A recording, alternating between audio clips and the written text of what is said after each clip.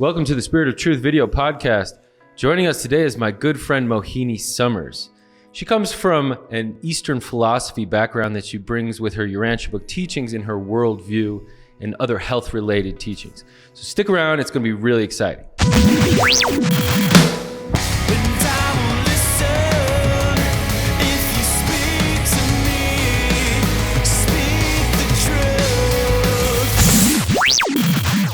Welcome back. Okay, like I said, joining me today is my good friend Mohini Summers. Really happy to have you here. Welcome, Mohini. Thank you, Derek. I appreciate you asking me to come. Yeah, man, it's always nice to have you around.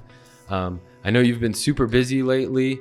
Probably not so much, I'd say, in the teaching world. I know you've been really busy in the teaching world in the past, but you've had some, I know you had an accident, some other things kind of calmed you down a little bit. Yeah, it was good because, I was feeling so passionate about everything that there was a pushing, and now I kind of understand the whole teaching of a life-affirming unity, and so it's starting to, I've backed away from putting it out there to letting it integrate and simmer, and there's some big questions that I've had that were gaps in the teaching that have they slowly reveal themselves, and so now the gaps are full. So one of the gaps that really came forward for me that I was really looking for was how does free will manifest the supreme values or the spiritual values? Not just what an individual person values, what an individual culture values, but the supreme values that unify people and are life affirming. That's the key. So I came to understand that that's the real definition. When I'm trying to say what's a supreme value, it's life affirming for all living entities, and it unifies humanity. So that would be, the key to what you would say. And then how does free will manifest that? What is that like? And for a long time I was like, oh, it's in word, thoughts, and actions. And then I was like, no, it's more than that. It has to do with intentions behind words, thoughts, and actions. Oh, wait, it's more than just intentions or what you intend. It is what motivates you for your words, your thoughts, and your actions. And that was the key that really started, the free will lives in the motives. Yeah. The free will lives and exercises itself through the intentions, and the outcome of that is words, thoughts, and actions. Well, it's interesting because God kind of judges us by our motives, right? Perfect. Our intentions. Yes. And so, and one of the biggest teachings in life affirming unity that some people don't like to talk about are the mind control systems and how they really actually disempower people. And one of the things that has come through this gap that has gotten filled is that the mind control systems, one of the outcomes, what's a mind control system? How do you know? What is it? How do you know you're in it? Yeah. Well, one of the outcomes of a mind control system is it suppresses the liberty of one's intentions.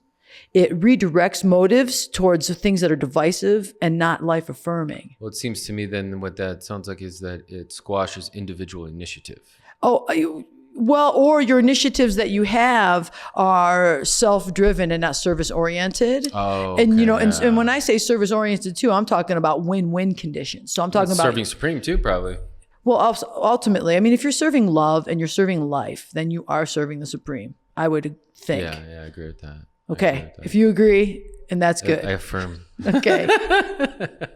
No, I really appreciate this concept of life affirmation, It was funny when I first moved to Colorado, I moved into an apartment complex called Prana. Oh.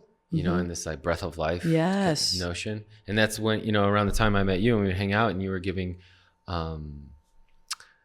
sessions of health and mindfulness that you would apply a lot of your URANTIA book teachings to. Yeah. And I know I started the introduction for you about your Eastern philosophy background and especially yoga and elements of Hinduism and things like that. Yeah. I was wondering, maybe you could give us just a little taste of why you mix those teachings together. Well, I actually found yoga and the URANTIA book in my 19th year. Oh, nice. So, and I come from a lot of good trauma.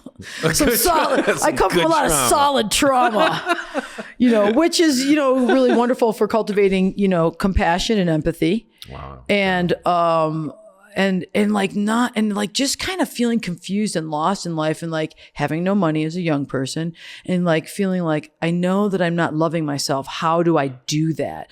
And so the processes of yoga with breath work, meditation, and like body, spirit, and mind were like the way to, and actually there's a lot of science to back it, and it keeps coming forward, where you like retrain your synapses, you retrain your nervous system. So if you live in a fight or flight state, you can actually work to retrain yourself to be in a relaxed, expanded state. And then there's a lot of science that backs that up. And I try to bring that forward in Life Affirming Unity, where, the more calm you are, the more clear the consciousness is. And then in Buddhism, it would say like you are able to see things as they truly are, and not by the distortions of your viewpoint. And that's a skill and not easy to cultivate. And you have to practice that. And so, that's really what kind of drove me there, was like a self-medication to get me out of my suffering and my condition. Like a therapy. Totally, completely. And yoga isn't just about postures and breathing practices, and those are very important.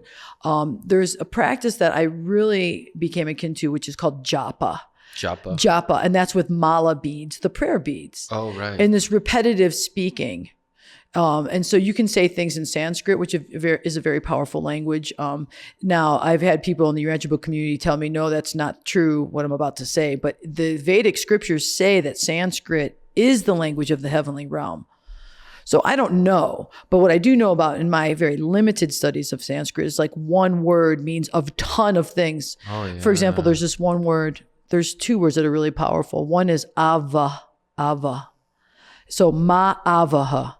That means from all directions, from all times and frequencies and places, bring the Divine Mother to me. Avaha, avaha. Nice. That's a huge thing. Yeah. AVA, avaha. Well, I also know from like my historical studies is that you look at Andite migrations throughout India and Iran and stuff, and the Aryan migrations. Cool.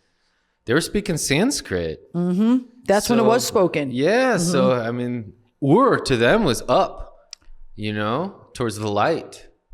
And there's all sorts of words from Sanskrit that you could see why it might be the language. It would be reflective of the language of the heavens, because here you have it's beautiful. Andite knowledge, sharing sacred information. Sacred information. I love that. Well, there's one other word that's really cool, and I hope I say it properly and give the proper definition, but it's kamsosmitam. It's one word, kamsosmitam. It means the creator creating with a hint of a smile. Oh, I like that. Isn't that sweet? Yeah. Of course. Yes, of course the creator's creating with a hint of a smile. Well, for some reason that reminds me of Thailand. Oh, the beautiful. Land of smiles. Oh. And you've been there? I have not been there, but I will go there one. Oh, maybe I'll be with you, brother. That'll be a good time. We'll go. Well, yeah, but I mean, I think maybe that's why we get along so well, because we both have such a deep reverence for Eastern philosophy, Eastern practice, kind of more get into your body, into your soul practice, not so much over intellectualize everything, but yet the philosophy is beautiful and poetic too. Well, because, in the URANTIA book, it says that Buddha brought them to the harbor, but he failed to bring them to the shore. Well, the one thing is that if you're at the shore and you haven't gotten to the harbor, you're missing a big step there. You see what I'm saying? So like for me, when I hear that phrase, I'm like, well, if you don't have control of your mind, if your body, mind, organism are following sense gratification to the point where you're breaking your body down, you're causing divisiveness in your relationships, and however those things unfold, whatever that is.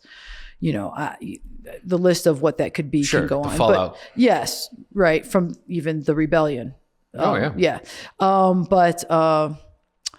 It seems to me also when we go back to this kind of therapy notion that, we use a lot of these substances to kind of cope. And the same reason why you got into this practice for therapy. For therapy. And what I appreciate is that trauma is never far in your life. You know what I mean? Like you wear your trauma with pride, but yet you've worked on it very much. It's not driving you, but you're driving. I try not to source. Yeah, I try not to source my choices from my trauma or fear. Really, when you distill it, I'm not trying to source my decisions in my fear. Yeah, that's good. That's good. But dude, sometimes it's like surreptitious. It's like you can't even see it because it's so like underlying motivations. Especially like the younger a trauma is, the more that it becomes the seed of motivations.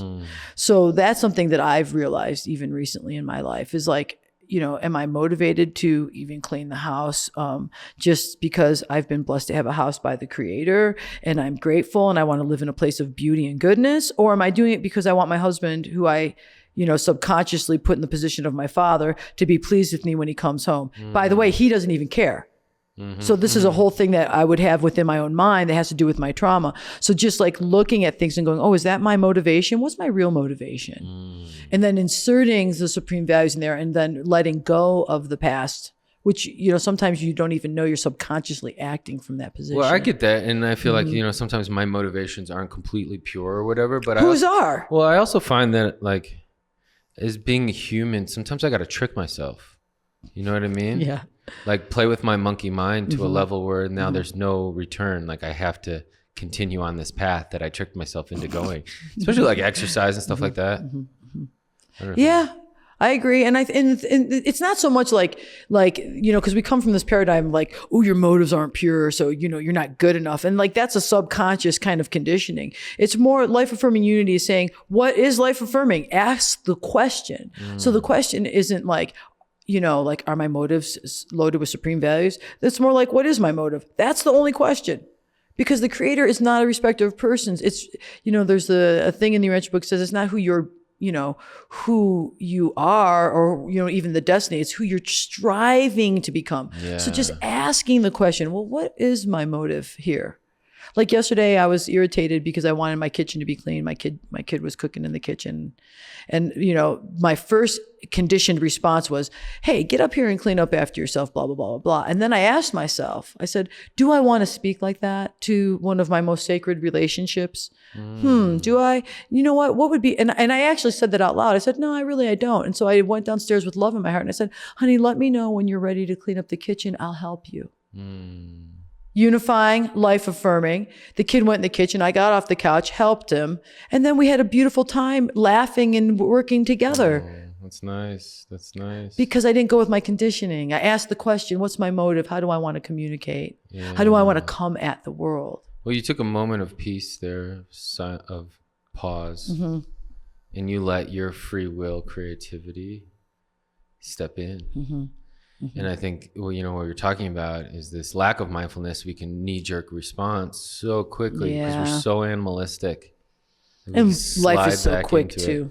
Yeah. The thing that I'm like really reflecting on lately is this notion of like how good it feels to be an animal. And it doesn't always serve us. Just because it feels good doesn't mean it's serving our higher nature. Well, but you know what? I think that one of the things from the old paradigms, and this is also in Eastern philosophy too, and I don't agree with this, and I'm talking about like traditional Hinduism, and you'll find it in other religions and cultures as well, is that like sex is bad. Sex is sacred. It makes people. Right. So in that's considered part of animal nature. Well, you know what? If we embrace animal nature and we infuse our animal nature with the supreme values that are life affirming and unifying, then instead of suppressing it and saying it's bad, because a lot of times in what I've noticed in some of the traditional religions is like you're suppressing your animal nature and you're not embracing it as a sacred aspect. I mean, we are in a material world.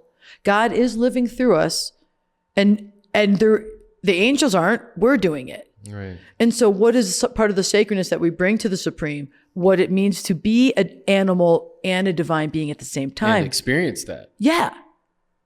So, that's why I think like when you're talking about, pornography or too much, like drug abuse, overindulgence, overindulgence of things. And, I personally don't think pornography is necessary unless it's specifically designed for sex education. Right. Really. And that's okay if it's done in a sacred way and it's done in loving with respect, but now it's completely out of control. Well, and it's a product now. And it's, commodification is the key to enslavement. Yeah. Commodification of anything is the key to enslavement. Oh, sure. Yes. Fundamental. And what's interesting about that is when you look at I believe it was one of the leader of commerce was part of the ones that fell. Oh, Nod. He was the leader of trade and industry. There you go. This is why we have the Nodites, the land of Nod people.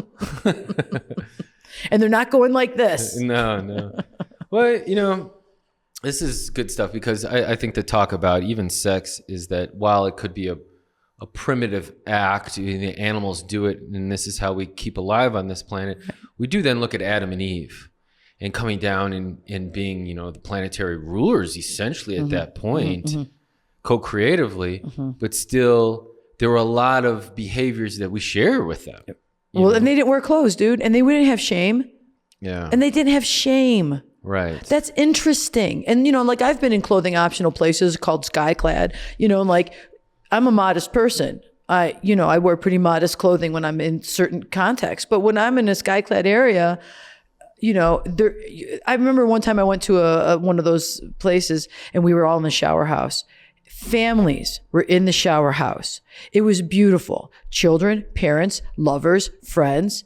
People were washing each other. There was nothing sexual happening here. It was completely natural. It was beautiful. And it was soothing to the human nature. I know I'm not trying to say, everybody get naked right now. Yeah, right. Because the social construct says that's not what we consider appropriate. Right. But when the social construct makes allowance for that, where it's totally respected, there's a certain level of, this actually feels natural. I mean, sure, you got to get past taking your clothes off for that 1 second. But after a minute, it's, not even a thing. It really depends where you are. It's totally context. Well, living out here in Colorado, I can go to the springs and sure, if you want to get naked, you can hang out, hang all out or whatever. And people are so like nature oriented out here that it's sacred. It's sacred. But dude, you go to the Korean bathhouse in Chicago, you're probably going to get a couple guys eyeing your stuff. You know what I mean?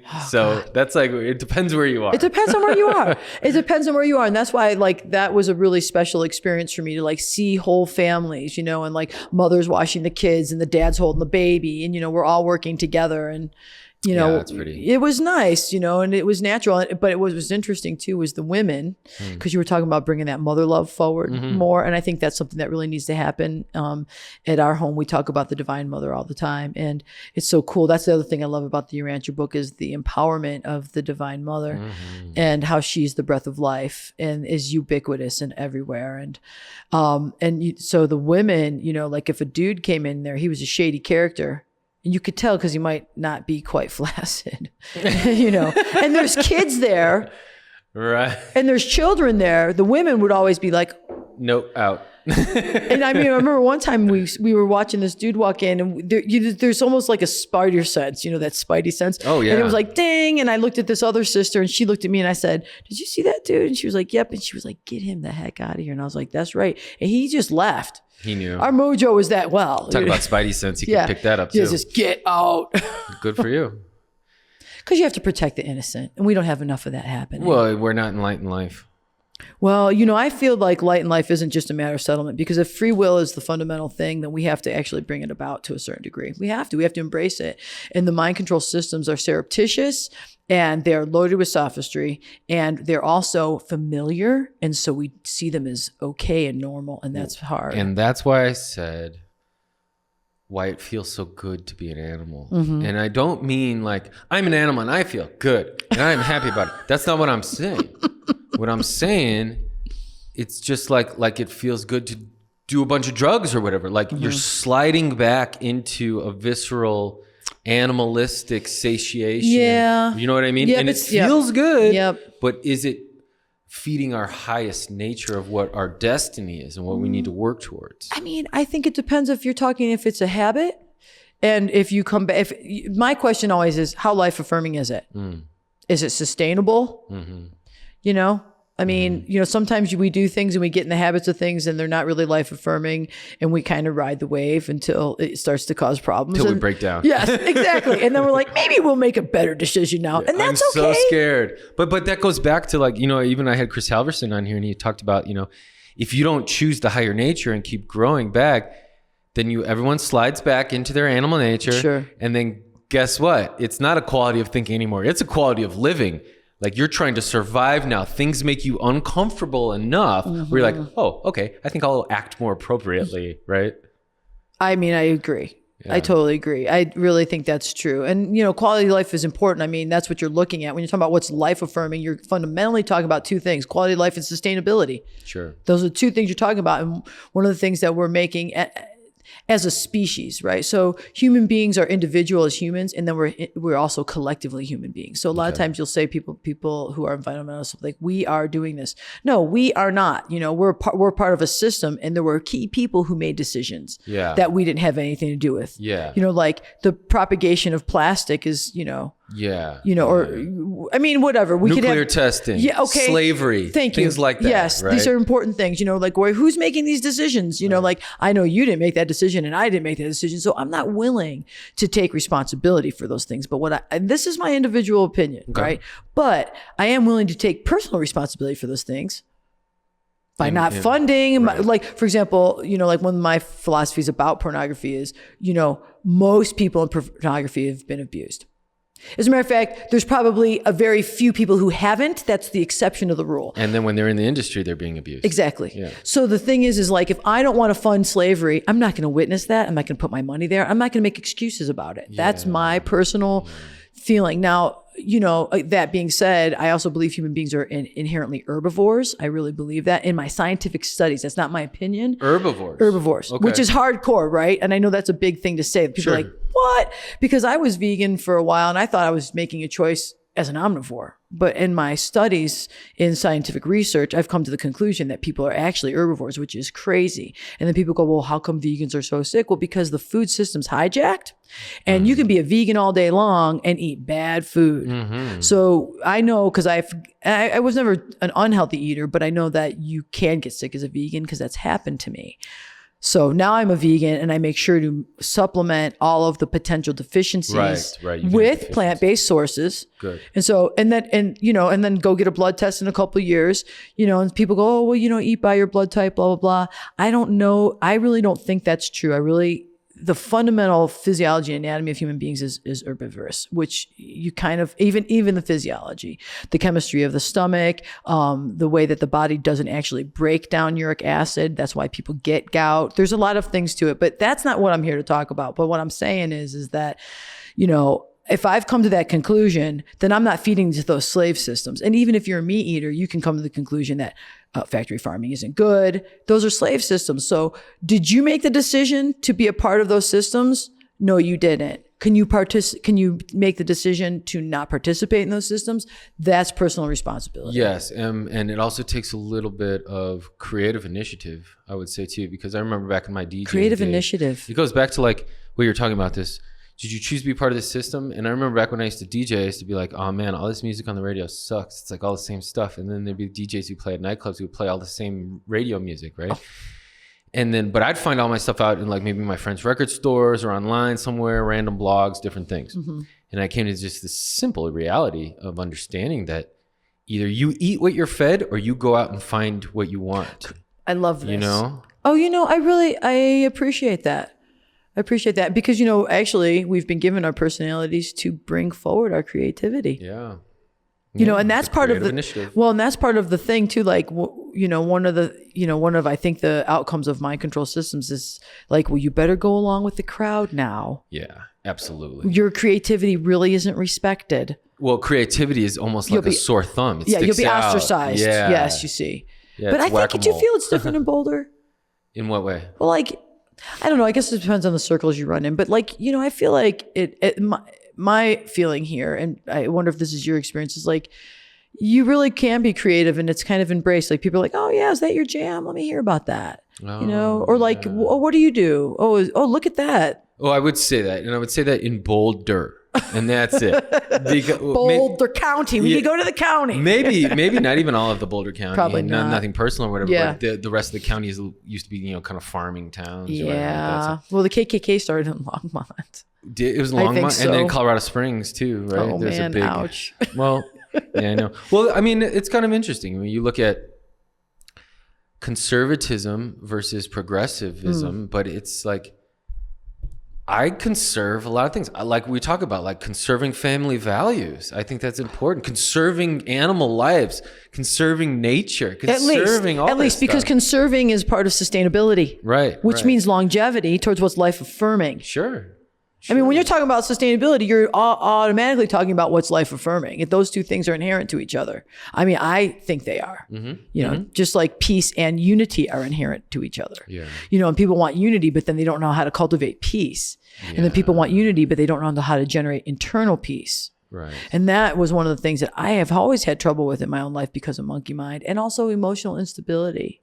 And so just to kind of go full circle back into those Eastern practices, japa practice is really powerful. Like when you start to say things in Sanskrit, you know, even if you don't know what it means, you know, like Om, Boo, Bwa, Swaha resonates in this whole room. Yeah. You know, but when you say things like love is the greatest power, love is the most important thing. Love is the foundation of creation. Love is the answer. Love is the choice, and love is the path. Love is the source of courage. You know, when you get a set of beads and you decide that that's what you're going to do, and you go 108 times every day, you remind yourself not just what's important in life, but what's important in eternity.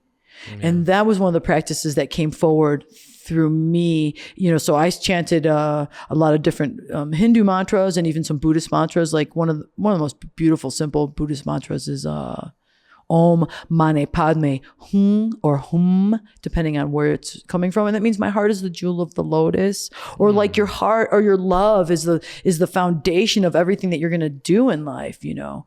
So, you know, that was, and you know, when you're doing that right over and over again, and you realize you're calling forth this power of love and you're using your power of language, you're really embracing it with your being. You're cultivating, even your animal nature is getting cultivated to that degree. Yeah, it's almost like it's a frequency that is inviting your animal nature to come up to its level. Yep. You know, advance, transcend. Mm-hmm. And that's what's cool about little practices like that. Like even I found like that love mantra practice, you know, once you kind of get the hang of it, it probably takes 5 minutes. And like you could have a salty day, or you could be maybe you have a hangover, or God forbid you made a freaking mistake. You know, one of the things I say about alcohol is stupid juice. It seemed like a good idea at the time. You know? I mean, you know, if you have too much and you're dancing on the table, whatever, you know what I'm saying. But, you know, and then you wake up the next day and it's like, you know, are you your mistakes? No, you're not your mistakes. You're what you learn from your mistakes, you know? And so there's that practice of self-forgiveness. And then, you know, it's like, oh, wait, what's the most important thing? Oh, wait, love is the most important thing. Oh, love is forgiveness. Love is self-acceptance. Love is compassion, understanding. Love is discernment, not judgment. Well, I like, you know, and I appreciate that, because I think coming from Western society, and me, I know you you have a military background that a lot of people don't know, you know, to be a yoga and a natural herbologist and a military massage therapist. Massage therapist. Yeah. But for me, like, I come from a football background. Oh, okay. So you're a disciplined athlete. Well, what I'm getting at is like, yes, it's disciplined athlete, but it's conditioning through not always positive talk. Oh, sure. There's a lot of demeaning breaking down in that discipline that then has led me to deal with a lot of internal dialogue that is self-judging. Oh, yes. There's always that coach that's saying, yo, you're slacking, Samaris. Get back in, or you're not doing a good job, Samaris. You know, all that stuff. That's the old paradigms. Right. Those are the old paradigms of mind control systems that say you need to compress and force. See, there's a book called Power versus Force by Dr. David Hawkins. It's a really quintessential book. And everything below he calibrated through muscle testing thousands of people over at least 2 decades. And everything below 200 takes away from society, is not sustainable. And everything above 200 is sustainable and contributes to society. So pride is like the highest vibrational frequency that's below 200. You can get a lot of things done with pride. That makes a lot of right? sense. You can get a lot of things done with pride. Anger is, I think, right below pride. You can get a lot of things done with anger. It's effective. It's effective. Yeah. Not sustainable. Right. Not unifying. Right. That's the thing that you want to ask. Well, I like that. And I really like that, because that actually dovetails into one of my theories. Well, I mean, it's nothing world-changing or whatever, but the difference between a hero and a leader, and how, like, the hero and a leader. So a hero is predicated on the notion that a group is in dire straits. It's like the end, you know, it's a catastrophe. And so the hero comes in right at the nick of time and pulls them out, bails them all out. Right. While the leader, I feel, is a more sustainable growth and development that creates a sustainable foundation that then spring forwards new growth of leadership. Absolutely. And let sustainability be the call word of the day, but it's something that continually regrows and rebuilds, and it's not something that there's a scarcity of if it's done properly. And so being a leader can then be unifying for the individual to be sustainable as well as for society. Totally. I mean, I don't know. I would say that's a pretty big paradigm shift. And I would say that is world changing, really, because the old paradigm says, well, we need the hero and then we give all our power away to the savior. Then where's your free will? And isn't our free will sacred? And so what my husband, who really studies leadership and is the plant manager for Your husband's really cool, by the way. What's up, Adam? He's the coolest cat, and he's a sweetheart, and he loves people. And to him, what leadership means is, to cultivate the gifts of the individual team members, to find who they are and to lift them up, to help your people progress. When you help people progress, then the supreme values, courageous loyalty, unselfish devotion, the fruits of the spirit, they can start to come forward and they facilitate in that team, because, much more things get done with the team. I mean, and easily, with many hands make light work, and so this is the power of leadership. Leadership doesn't compress, divide, and say you better or else.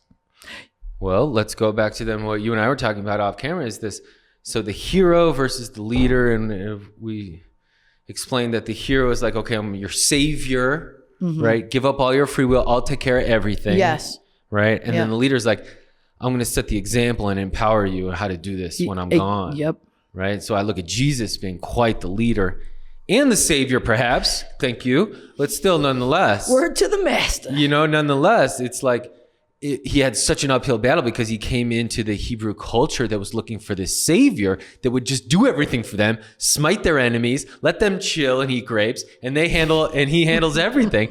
And unfortunately, cultures still are waiting for that. Oh, totally. I know I think it's kind of crazy that people are waiting for that. And like wholeheartedly, when to me, like right in front of your faces, didn't God give you free will? And are you really going to choose to believe that that's the savior when they come, when they're how are you going to know?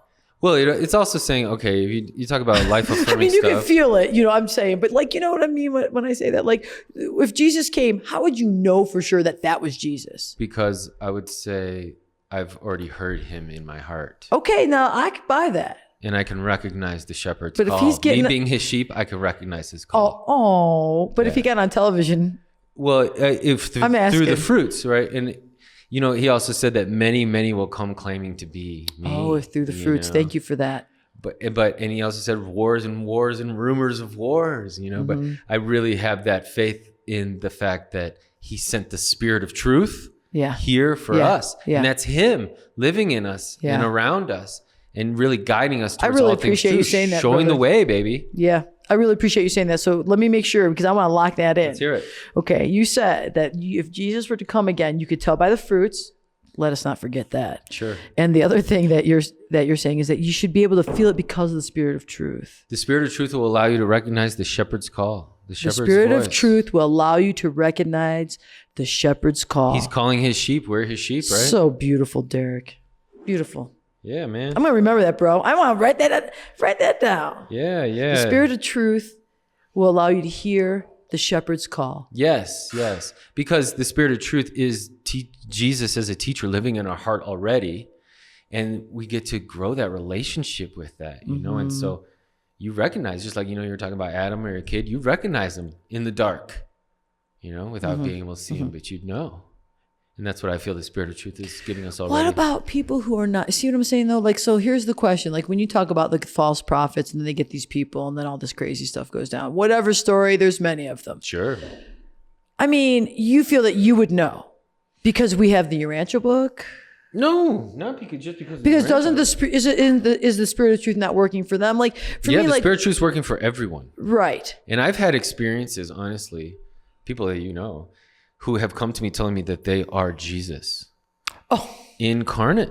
Just, I am Jesus. I am Christ Michael reborn.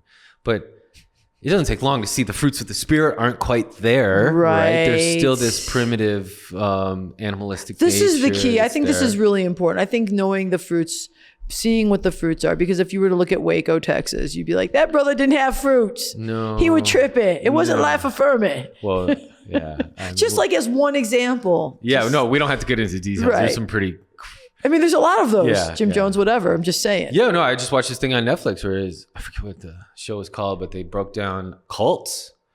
And it really got me thinking about the URANTIA community in a way that I feel personally, now this is just me personally, I feel blessed and that we're fortunate that there was no great big movement, religion created. Right. Because all it takes is one psycho hothead to shoot somebody else and then you know cult Jim Jones status. Yep. And now the URANTIA book sits idle and gathers dust. Yeah. Because people are like, oh, that can't possibly be true. Well, you know, it's an interesting thing is that what Paula Thompson always brings up to me is that, you know, the URANTIA book always gets nailed as like this cult-inducing propaganda. But all these people go through cults and it's usually from the Bible, but the Bible never gets nailed for like inducing this cult behavior. Yep. Not to make it a competition, but you know. Oh, a competition. Bro, you know what? You got to call a spade, man. It's the time. Well, I think you said like it's a new trauma, so it's easier to act out on that. The URANTIA book might be traumatic for conservative individuals, ultra-conservative. And so then it becomes almost traumatic. And so then they're filtering through that, like this is the devil. Well, they're looking they're looking at through their viewpoint. But then people probably thought teachings of Jesus were the devil. Even the Sanhedrin accused Jesus to be of the devil. Right. And teachings of the devil for saving people's lives on Sabbath. But nonetheless, so then when the URANTIA book when the URANTIA book comes in being rather new, it's of the devil, you know? Yeah. It's scary. Let me ask you this question. So, you know, I think it's paper 155 where they're like, where Jesus, he specifically says, and I think this is interesting because I think that no matter what, Jesus, you know, he did a pretty good job. I mean, considering like nobody could have done the job that he did. Let's just say that now. He's the man. Yes. Nobody could have done that job, especially in that era without, you know, the kind of media access that we have now. The way he did, yes. Yes. But in regards, it wasn't a complete success. It didn't just turn over like that. I mean, we're still working out the rebellion, right? So like when I see that, you know, like he was a uphill battle the whole way. And what we really learn is, you know, his grace and everything. But what I thought was interesting about what he said was at this time, and I believe those are some of the words in the quote, at this time, it's not possible for people to have the same viewpoint, but they can have the same insight. And to me, my big question with life affirming unity is like, what is the insight? And if I can answer what's that common insight, then we can start to develop value systems that unify people beyond culture and conditioning. I don't know. Is that what you're asking me? I'm asking you, like, what do you think is the common insight? I mean, well, it's funny you asked me that because I mean, when I was driving to the studio today, I was thinking about that part in the URANTIA where Jesus talks about it says, I'm going to mess it up, but essentially it's not vital that you think alike, act alike, or look alike, but spiritually you are alike, right? And so what I would... Spiritually, you are alike. Yeah, we all come from the same source, right? Think alike, act alike, or look alike. No, you're never going to be that way. So when I think about life affirming unity, right? Like, you know, people go, oh, I'm not religious, I'm spiritual, right? So like in my mind, I want the definition of that. Like, what does that even mean, right? So what are the qualities or the components of what is spiritual? Respect for life? Choosing love? It's very ambiguous these days. Right. Because I know some people are very comfortable saying, I'm not religious, I'm spiritual. And then the extent of their spiritual practice is that they have birthstones or they use the tarot deck or they read astrology. Well, see, and I something think like that. And not to make fun of it, but no. How spiritual is that? Right. Well, I think spirituality is based on your values. Sure. How you live. Yep. Sure. Yep. Each person's personal religion is how they live out their personal philosophy. Okay, so if people are living out their personal philosophy, that is their personal religion, which is what, you know, when the apostles asked Jesus, what's true religion? That's what he was saying. Your personal experience. Yeah. Lived out. Because that's really the pudding, I feel like, it's one thing if it's all in here. Oh, yeah. But once it's expressed, that's contribution to the supreme. Oh, okay. And that's your artwork. Yep. It's a huge art project and it's a collaborative art project. Right. And so we all got chips to put in. But that happens once we open our mouth, right? You know? Or act, move our hand, or take action. Yeah, right. Because so through body, speech, and mind is the manifestation of our spiritual life, and that's where our fruits come. Sure. Yep. And that's one of the reasons why relationships are such important values.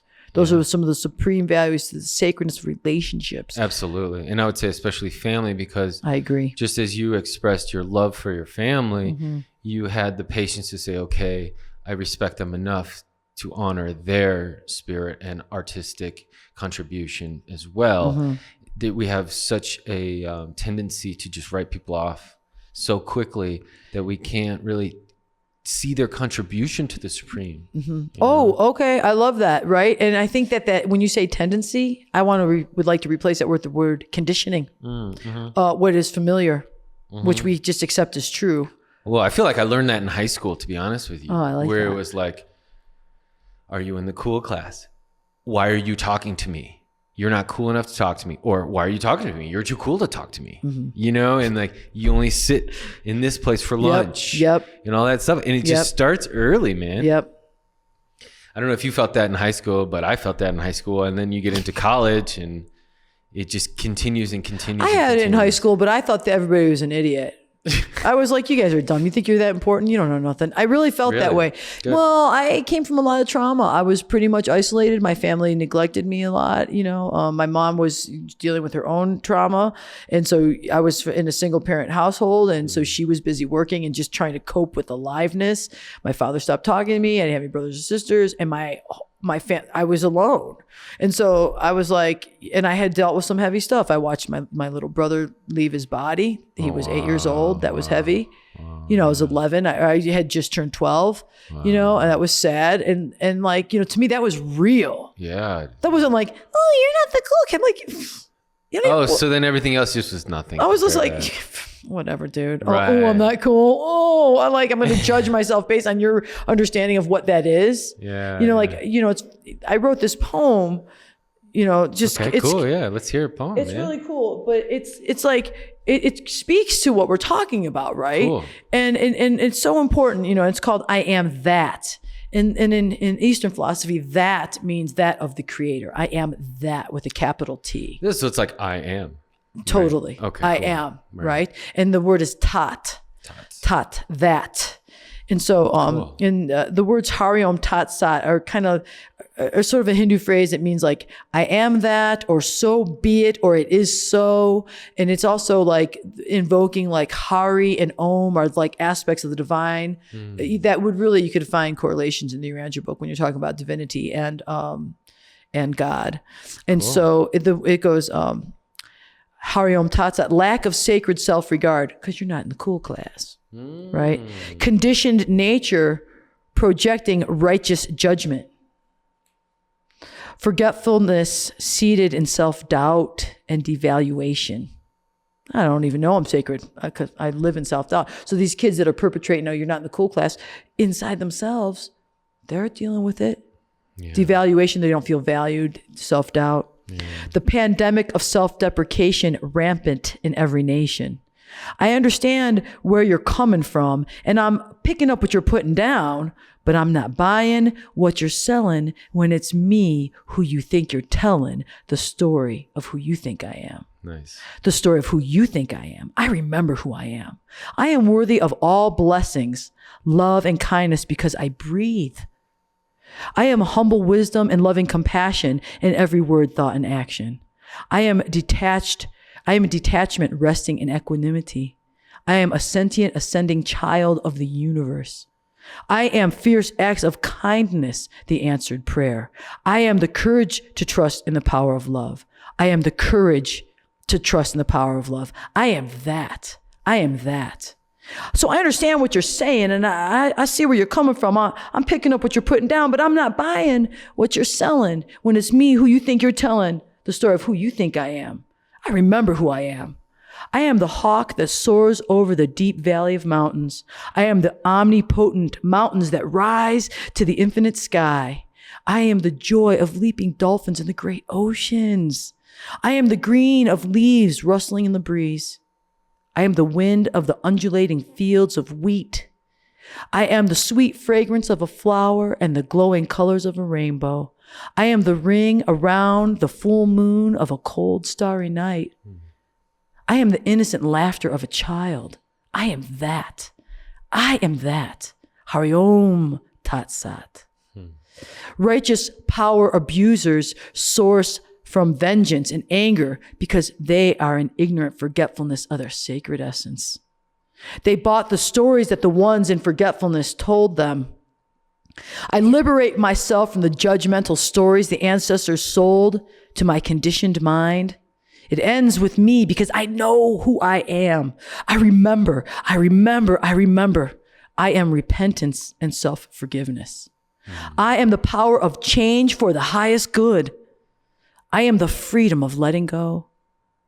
I am the gentle speech of truth. I am the creator of my life in quiet peace and eloquent song. I am the creator of my life with wise mind and expansive beauty. I am the author of my story, and I am buying what I'm selling. Hell yeah. Right? What? Ooh, ooh. That's beautiful, my sister. That's beautiful. Brother, this is all of us are these things. This is all of who we are. That's the beauty. I think that's what the master was trying to bring forward. Well, I think what you just brought forward is what we all get to bring forward in our artistic ventures, in our artistic life, is we have shared experience with the master.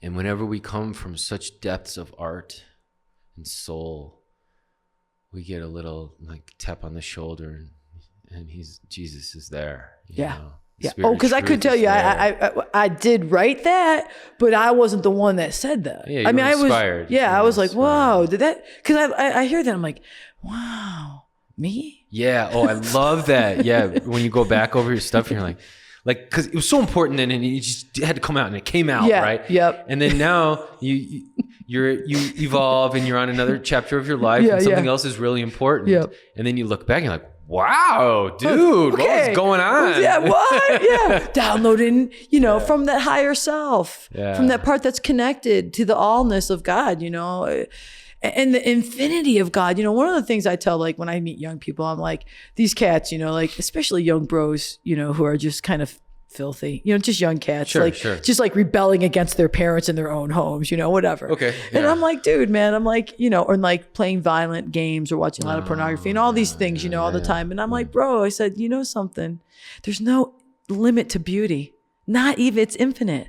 You could really embark on your own understanding of what that is, and unfold that in your perception, instead of allowing yourself to eat and consume these things being given to you that are really meant to disempower you. Yeah. It's like smallpox blankets given to the Native Americans or something like that. Ooh. Yeah.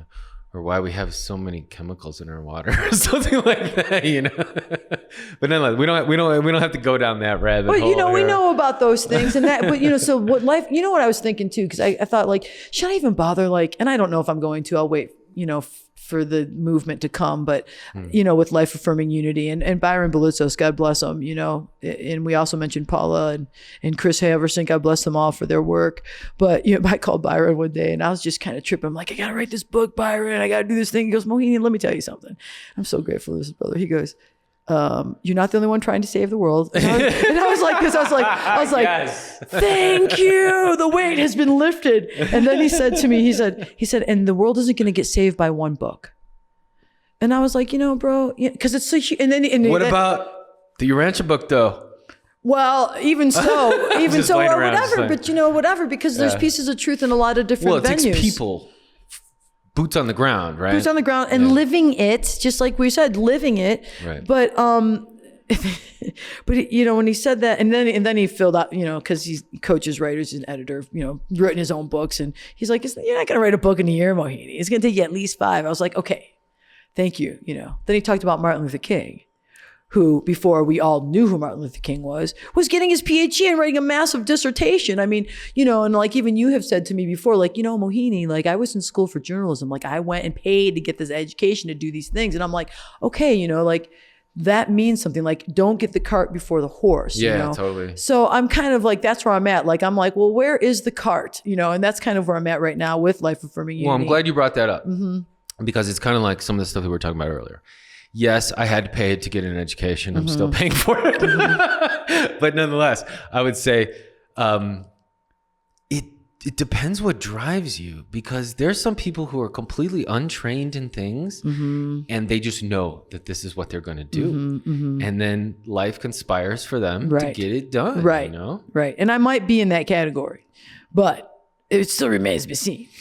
Yeah. And one of the things I have noticed though is that, like, so because I have massive amounts of videos and stuff, and like, you know, I kind of got sick of looking at them, but like, I'm getting to the point where I'm willing to look at them again. And I kind of listened to one and I thought, you know, nobody's really talking about these things in that way. And it's not so much like, I don't really care. I don't need, as a matter of fact, I even thought about, like, if you become famous and you're known and you do speaking tours and all this stuff, that's a lot of like responsibility. Like, you don't really even get to own your life. You have to schedule owning your life in those things. So I don't know if that's what I'm going to do. But what I'm saying is, like, one of the things that we need to start really talking about, I feel, is like, okay, there's a quote in the book, and this is kind of out of context, but you know, it says life is the law. Life is law itself, right? And then it goes on to kind of talk about that in relationship to that whole paper.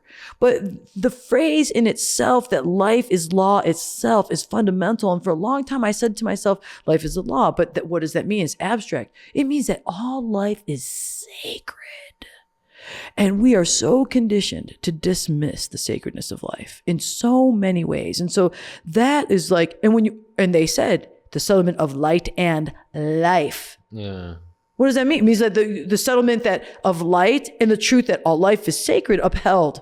And it's enlightened at that point, in that state. That's what I like about one of the fruits of the spirit is enlightened honesty. Oh, powerful. You know, because like in this society, we're all about let's blow people away with what we know, and we'll blow them away with the truth. With the truth. And it's like people can be so mean and crippling towards each other. Like that gap between your teeth is really taken away from your person. Or like, you know, just like vicious, dude, just vicious. And then you'll call them out and you'll be like, dude, did you have to be like that? I'm like, what? I was just being honest. Yeah, I'm just blunt. It's the truth. I was just being honest. Yeah. If they can't handle the truth, then and that's where I feel it's like, I don't know, that's like raging honesty as opposed to enlightened honesty, where you're lifting them up with the truth. You're empowering them, you know. The master said, never take away. Yeah, always add to. Always add to. And, you know, like, so one of my dearest friends who I'm still cultivating a fledgling friendship with is my Kung Fu teacher, Sifu. He's a Zen Buddhist priest. Cool. Beautiful man. And he, you know, and that's one of the things about Buddhism. So like, yeah, you're a believer in God, but you don't have tact in how you speak. So now you're on the shore, but you didn't get to the harbor. Yeah, you're still drowning. You're still flailing away, come on, bro. You know, I'm glad I'm glad you understand that God's reality and you have a relationship, but you're not in the harbor, bro. You're not, you know, that you need to, you know, have compassionate understanding when you're speaking to all your brothers and sisters. Because really, you know what I think it is, bro, is that when you accept who you are and you, for your shortcomings and your blessings and your gifts, and you have positive self-regard, then you're not going to talk to your brother and sister like that. Because in reality, the fact is, quantum physics, that they are only an extension of you,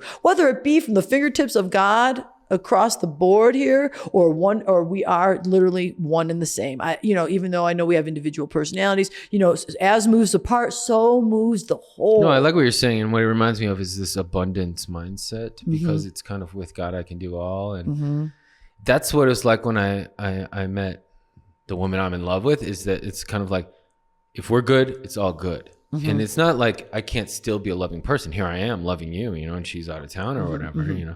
It's, my heart is filled with this blessing that I have.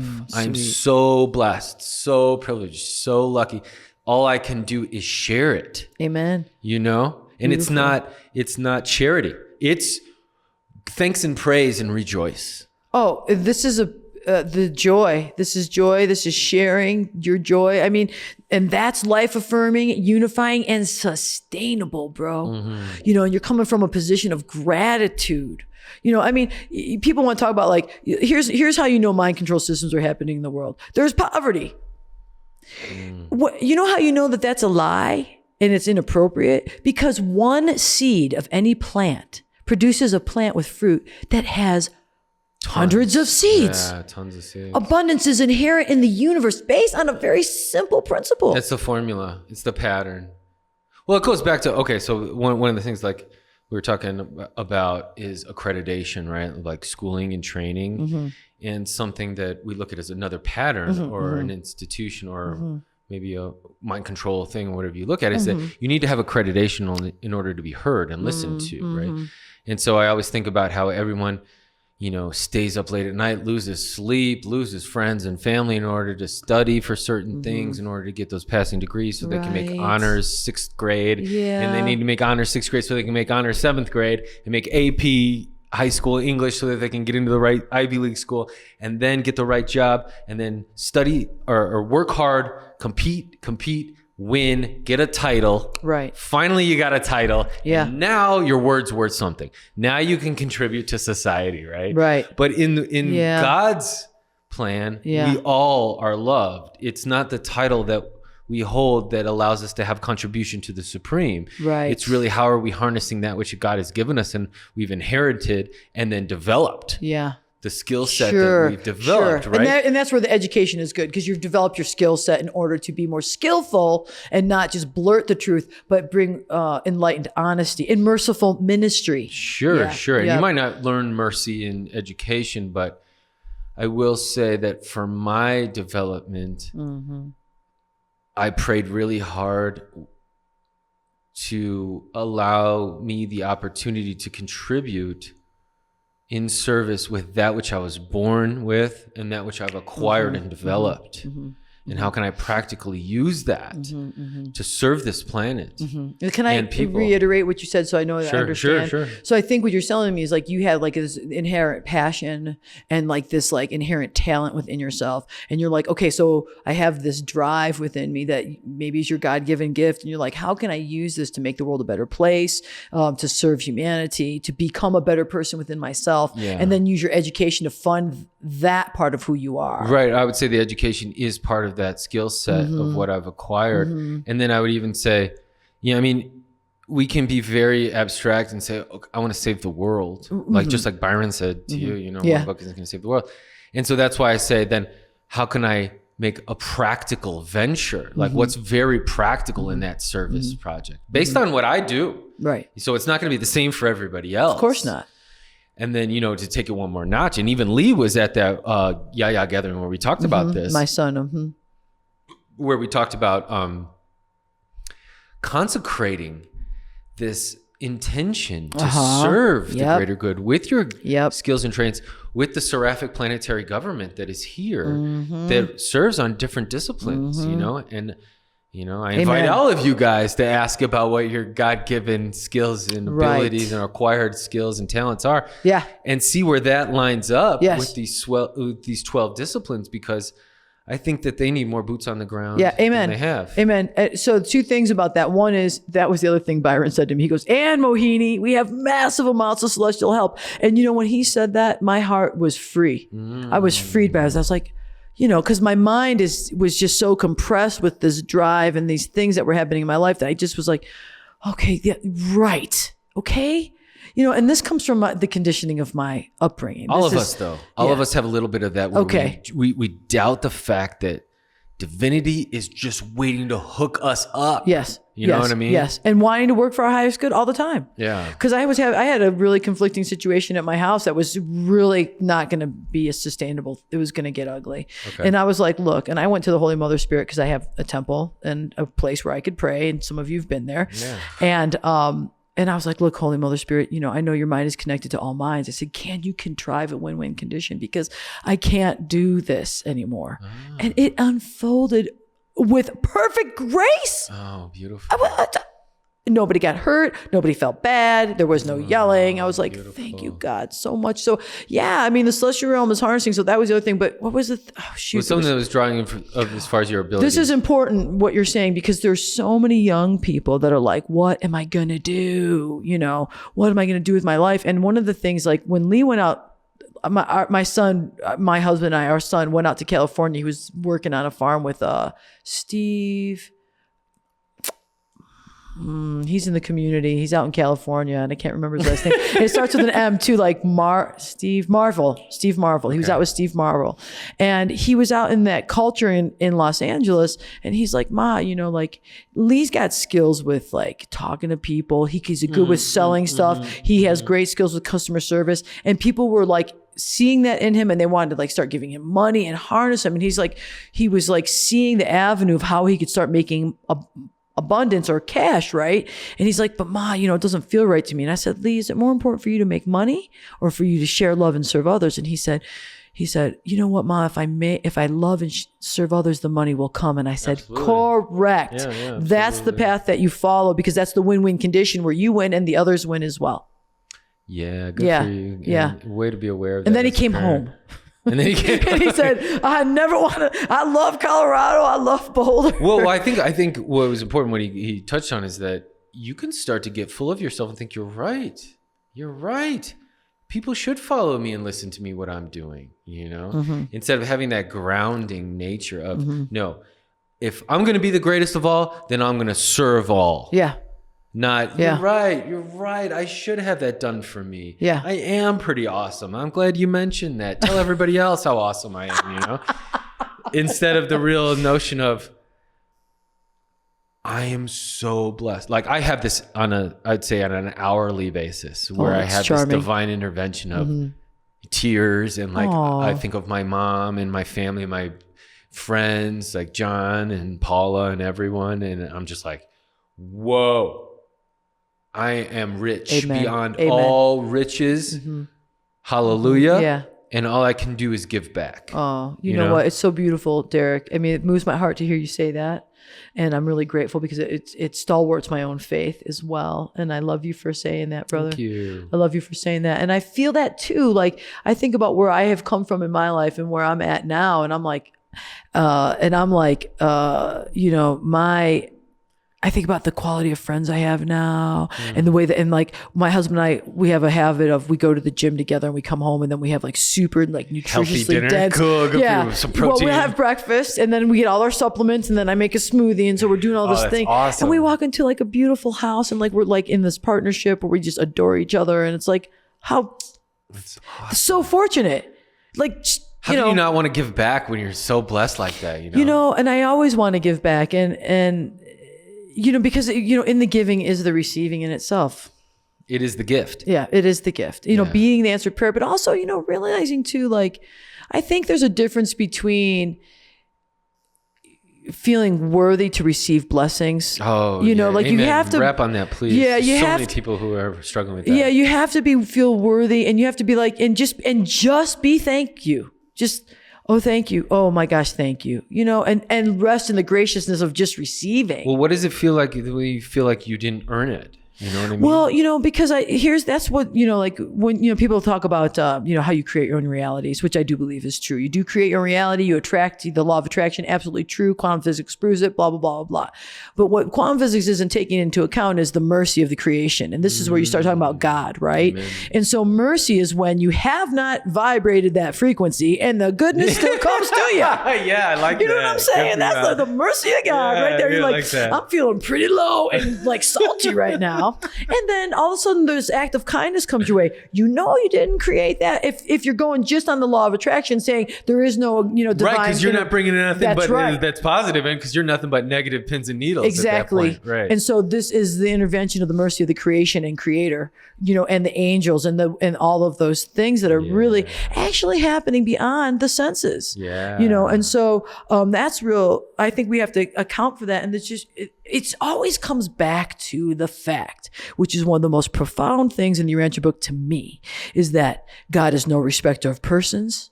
Life is sacred, and human beings are on the top of the list because we have God consciousness and personality. Now, that doesn't mean exploitation of life by any means, because all life is sacred, but it means that human beings have divine power because we can create like creator. Oh, I love that. And I love what you're talking about is the, you know, God, no respecter of persons, and something that, you know, me and my buddy Chuck always talk about, and I know you resonate with, is that just the whole division of that ideology is like, are you waiting to be chosen, or are you standing up and volunteering and choosing to serve? Yeah. And that great URANTIA book passage saying, may the greatest among you be the servant of all. Amen. And so do we stand into our service? Do we step up into our service?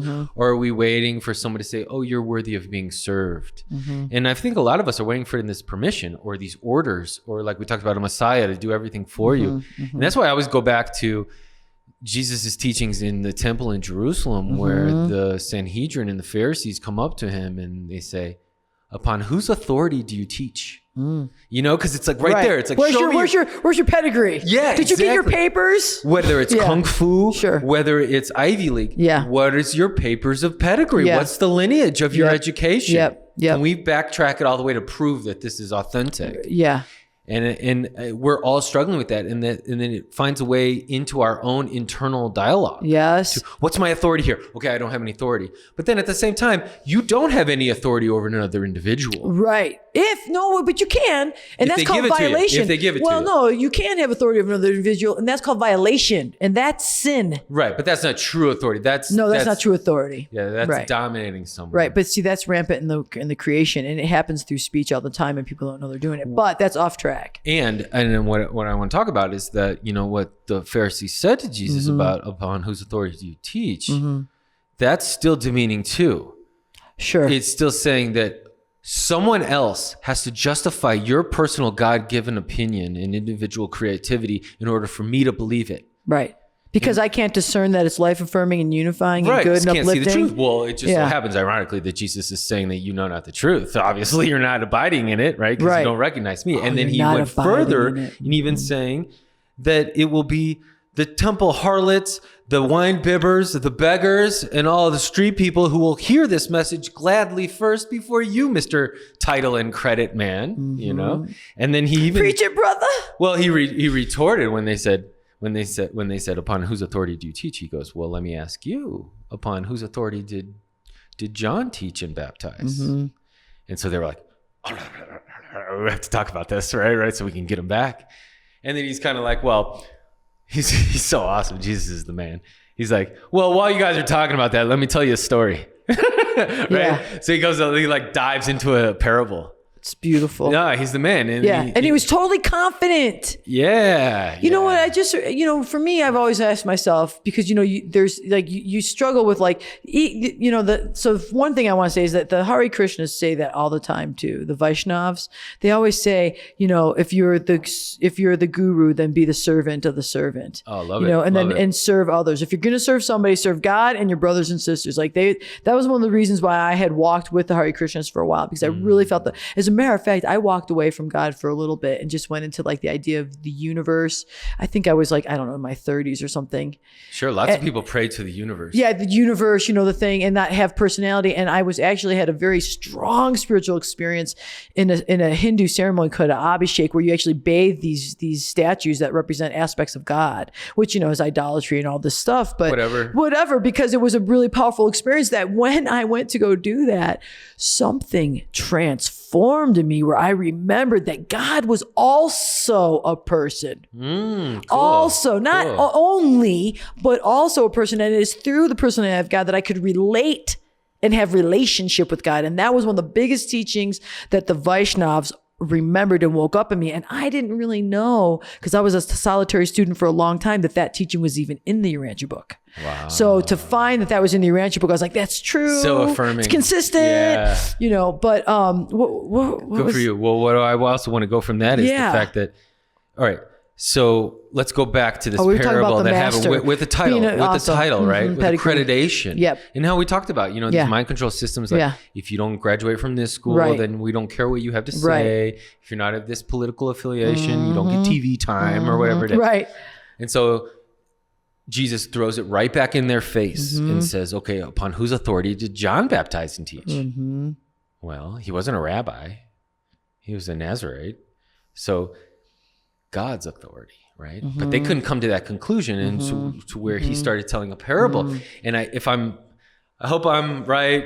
All you URANTIA gurus out there, don't hold it against me if I'm wrong. But nonetheless, I believe that he goes into the parable kind of where it's this rich Lord who's inviting the outer tribes people to a banquet. And so he sends his messengers out there.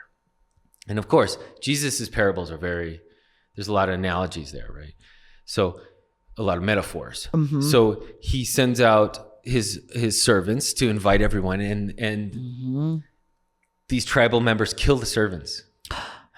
So they come, maybe a survivor comes back and tells them, so he sends out more servants to invite them over. For love. And they kill those servants. And so one comes back and tells him what happens, and he goes, okay, well, I'll send my only son. I'll send my son, and surely they won't kill my son. And he sends his son, and they kill his son. Oh.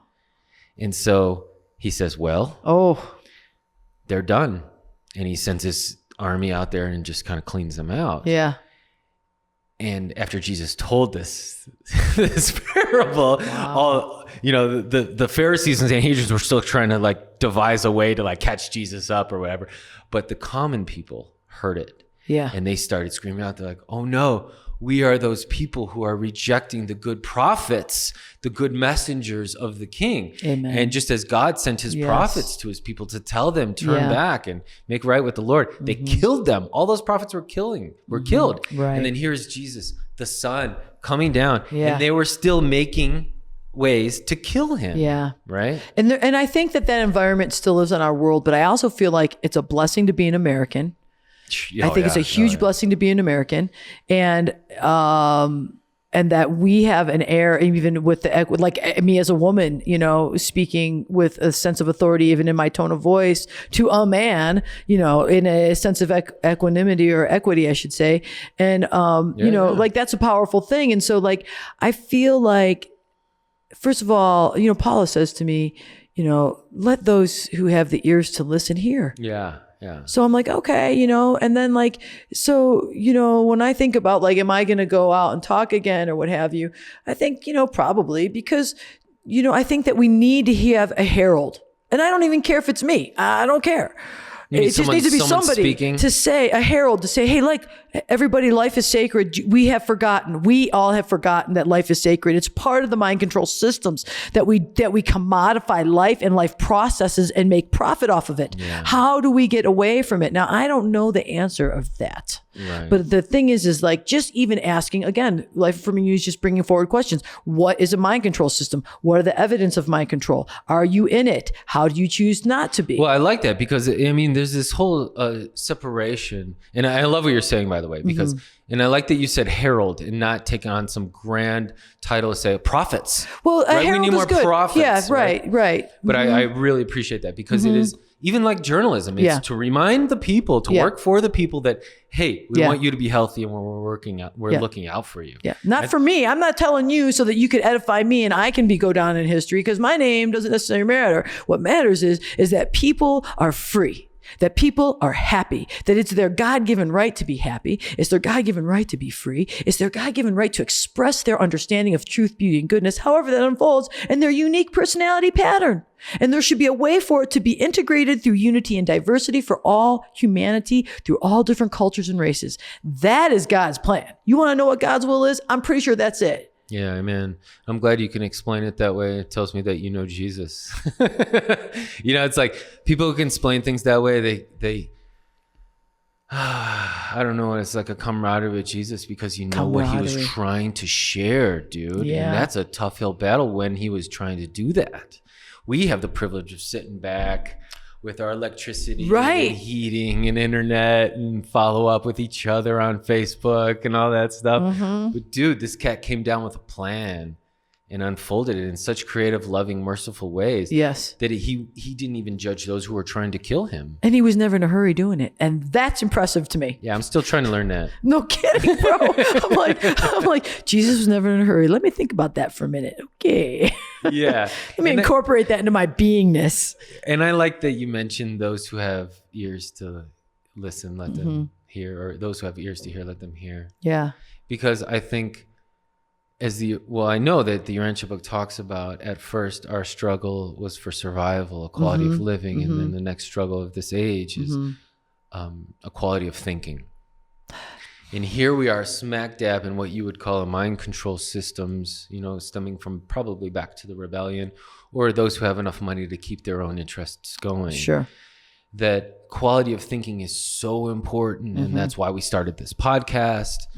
That's why there's other technology that's coming out soon that is trying to contribute and uplift to the quality of thinking. And that's why I like to keep people like you close and other people like that who have actualized revelation. And that's why podcast is here. Yeah. To invite people who have actualized revelation and then are taking it as foot soldiers into the field. Oh man, bro. You know what? I tell you what, when you asked me for this interview, I was like, what am I going to even say? I'm not even ready. And just like, you just described the reason why you asked me. And you know what, bro? I'm honored and humbled to walk among them. And that was what I was going to say is I've always been asking myself, what is humility and confidence? Because I think the master, he was humble, but he was very confident. And how do you not be in arrogance or self-righteousness or ego? And what it is, and it just occurred to me in this conversation, and this is an important thing. This is not a little thing. This is one of those gaps, full circle at the beginning, like the gap's getting filled. This is a gap filler right here. How do you have humility and confidence? Yes, serve. Yeah. You serve. Yeah. With authority. There's grace that comes with service. Absolutely. And choosing to serve. Amen. Because we have to choose. Well, because it's not a slave universe, bro. Thank God. It's not Anunnaki. They're not making us slaves for gold, okay? That look on your face is good. Okay?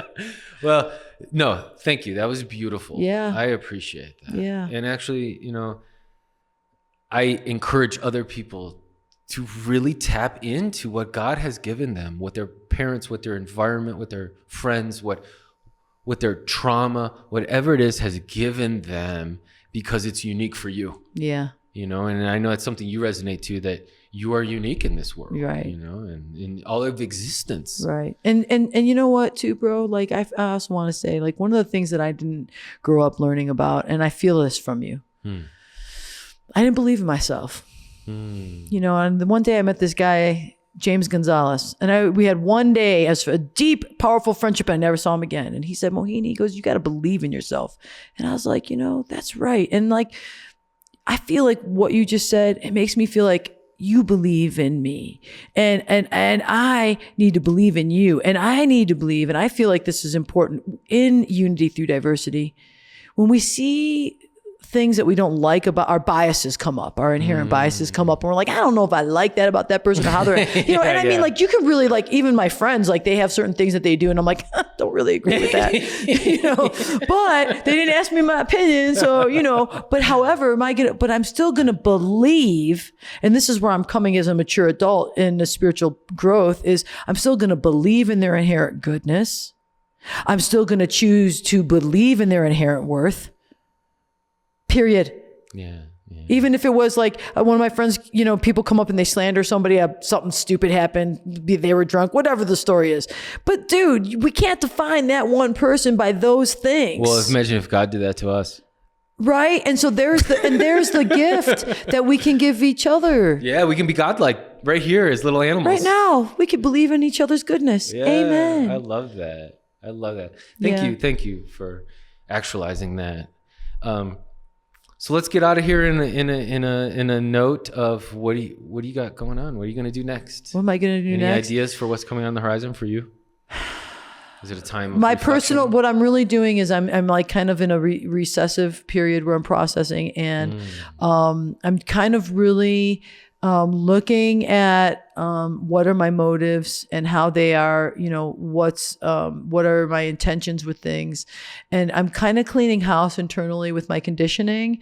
And I'm reading and studying a book by Dr. David Hawkins called Letting Go. And so instead of suppressing emotions and saying, oh, well, I don't need to feel that way, I could just go straight to forgiveness. Which is important. Of course, you have to have forgiveness, but there's also a sense of allowing emotions to come up. Not projecting them onto people, not suppressing them so they get projected, but sitting with a sense of like, I was angry and I have a right to be angry. Or you know what, I really felt betrayed and that wasn't really fair. And it's okay for me to cry about that. And then once that feeling has arisen and it's been felt and looked at and respected, for what it was, then it no longer has power. Then it doesn't get projected out. Then it doesn't drive the motives. You see? Yeah. And that's what I'm doing right now is I'm working on cleaning internal house. That's awesome. I think that's something we all need to do. And I appreciate that you said that, and then the next step, I'd say from my experience is, okay, so these emotions that are coming up, they don't need to drive or whatever, but how can I not only acknowledge that they're coming up, but like they need to go somewhere. They need to do something. And it shouldn't be painful towards somebody else. Right. Where do they go? Sometimes, you know what, Derek, what I would say in my experience and what I've studied so far is that you really need a sacred space in your home that is your space. So like I have 2 temples in my house. One is a sadhana room where I do my spiritual practices, and one is a space where I communicate with my understanding of the Creator, and all the aspects of God are there. But in the sadhana room, it's like, first I'll do some yoga and do some breath work. And then when you start to go, so this is the Eastern philosophy. When you start to go into a meditative calm state, it's as if the storm of the monkey mind starts to quiet, and then what the deep underlying starts to come to the surface. And then you're like, oh, wow, you know what? When I got my butt whooped with a belt when I was 5 years old, and how was I ever that bad? And I went into forgiveness for that act, and I cried when it happened. I never cried about being betrayed. I never cried about being disrespected. And so it's not, it doesn't really necessarily need expression as much as it needs recognition and processing. And this is my understanding. So what happens to me is that once I've come to that deepness in myself from the meditative purification practices, really let it out. Yeah. It wasn't fair, blah, blah, blah. And then I'm like, I'm free. And of course I forgive my perpetrator. And of course my perpetrator was having the same abuse, and who suppressed it and didn't allow himself to feel the betrayal and to go, because when you feel betrayal and you feel disrespect, that's knowing your inherent worth. Now you're coming back to your true self because you're knowing your inherent worth there. And so, because you're saying, that's why it hurt, because I should be respected. Why? Because all life is sacred. Every human being deserves to be respected. And this is the thing that I want to start hearing, whether I'm the one saying it or listening. I want to start hearing people go, you know what? Every human being is sacred. I mean, we all know this, but nobody's saying it. But I think we need to hear it. I will say that I've seen you take it upon yourself to, even in the most mundane places, to thank the cash register for being friendly that day, or thank someone who gave someone a shopping cart to take or something. You know what I mean? You acknowledge the good things that happen. Yes. And that's important. Yep. Uplifting the supreme values. Yeah. Well, amen. Thank you so much for being that reference, being that influence for all of us. Love that you're here. I love you. And who knows? Maybe, I don't know. What do you guys think? I think Mohini and I should maybe have a little spin-off podcast or something. We got a great energy, a nice vibe. We'll see. We'll see what the comments say. But nonetheless, thank you so much for joining us. And thank you guys for joining us. And we so appreciate the family out there and those who don't read the URANTIA book. And this might be a good introduction for you. But there's good people like Mohini Summers out there and other people. And we look forward to having more people coming on. So please subscribe, contribute, and stay tuned for other great people. Thank you so much, Mohini. And I love you, Derek. Thank you, brother. All right. Thank you.